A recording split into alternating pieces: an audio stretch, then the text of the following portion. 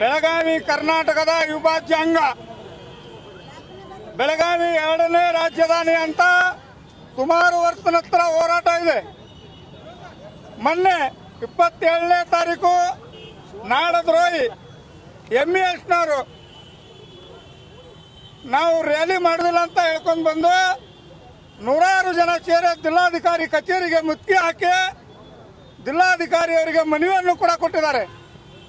ಸರ್ಕಾರ ಪಾಲನೆ ಮಾಡಂತ ಸರ್ಕಾರದ ಪತ್ರವನ್ನು ಬರೆದಂತ ಹರಿದು ಹಾಕಿದ್ದಾರೆ.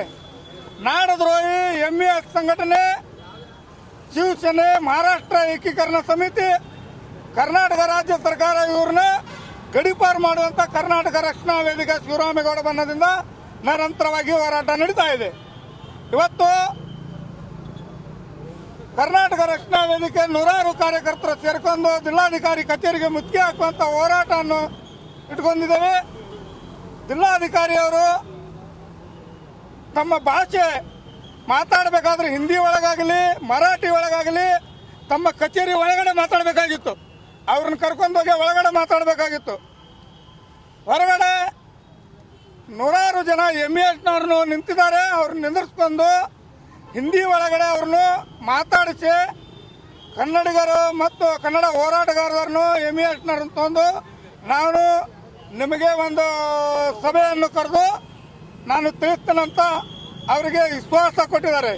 ಬೆಳಗಾವಿ ಜಿಲ್ಲಾಧಿಕಾರಿಯವರು ವರ್ಗಾವಣೆ ಆಗುವವರೆಗೆ ನಮ್ಮ ಹೋರಾಟ ನಿರಂತರವಾಗಿ ನಡೀತಾ ಇದೆ. ಏನೋ ಜಿಲ್ಲಾಧಿಕಾರಿಗೆ MESನವ್ರ ಮೇಲೆ ಗೌರವ ಇದ್ರೆ ನೀವು MESನವ್ರ ಜೊತೆ ನೀವು ಮಹಾರಾಷ್ಟ್ರಕ್ಕೆ ಹೋಗ್ಬೋದು. ನಿಮಗೆ ಕರ್ನಾಟಕಕ್ಕೆ ಬರೋಕ್ಕೆ ಯಾರು ನಿಮ್ಗೆ ಹೇಳಿಲ್ಲ.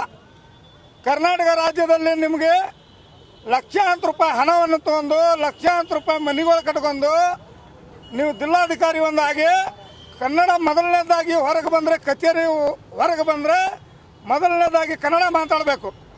ನೀವು ಕಚೇರಿ ಹೊರಗೆ ಬಂದ ನಂತರ ಅವರಿಗೆಲ್ಲ ಹಿಂದಿ ಭಾಷೆಯನ್ನು ತಿಳಿಸ್ತೀರಿ, ಮರಾಠಿ ಭಾಷೆಯನ್ನು ತಿಳಿಸ್ತೀರಿ. ಕನ್ನಡಕ್ಕೆ ಅವಮಾನ ಮಾಡ್ತಾ ಇದ್ರಿ ನೀವು. ಬೆಳಗಾವಿ ಜಿಲ್ಲಾಧಿಕಾರಿಯಾಗಿ ನಿಮ್ಗೆ ನಾಚಿಕೆ ಬರೋದಿಲ್ಲ. ಯಾರು ನಿಮ್ಗೆ ಸವಲತ್ತು ಕೊಟ್ಟಿದ್ದಾರೆ? ಯಾರು ರಾಜಕಾರಣಿಯಿಂದ ಒತ್ತಡ ಇದೆ ಹೇಳಿ, ನಾವು ಹೊರಗೆ ಬರ್ತೇವೆ, ನಾವು ನಿಂತ್ಕೊಂತೀವಿ ನಿಮ್ಮ ಜೊತೆ. ರಾಜಕಾರಣಿಯಿಂದ ಹೊರಗೆ ಬಂದು ನೀವು ನಿಂತ್ಕೊಂಡು ಹಿಂದಿ ಭಾಷೆ ಮಾತಾಡ್ಕೊಂಡು ಮತ್ತು MESನವರಿಗೆ ನೀವು ಸಪೋರ್ಟ್ ಮಾಡ್ತಾ ಇದ್ದೀರಲ್ಲ, ನಿಮಗೆ ಮಾನ ಮರ್ಯಾದೆ ಒಂದು ಸ್ವಲ್ಪ ನಾಚಿಕೆ ಇದೆ. ಇದಷ್ಟೇ ಹೋರಾಟ ಅಲ್ಲ, ಈಗ ಬರೋ ಒಂದು ವಾರದಲ್ಲಿ ರಾಜ್ಯಾದ್ಯಂತ ಉಗ್ರವಾಗಿ ಹೋರಾಟ ಬೆಳಗಾವಿಯಲ್ಲಿ ಖಂಡಿಸ್ತಾ ಇದ್ದೀವಿ.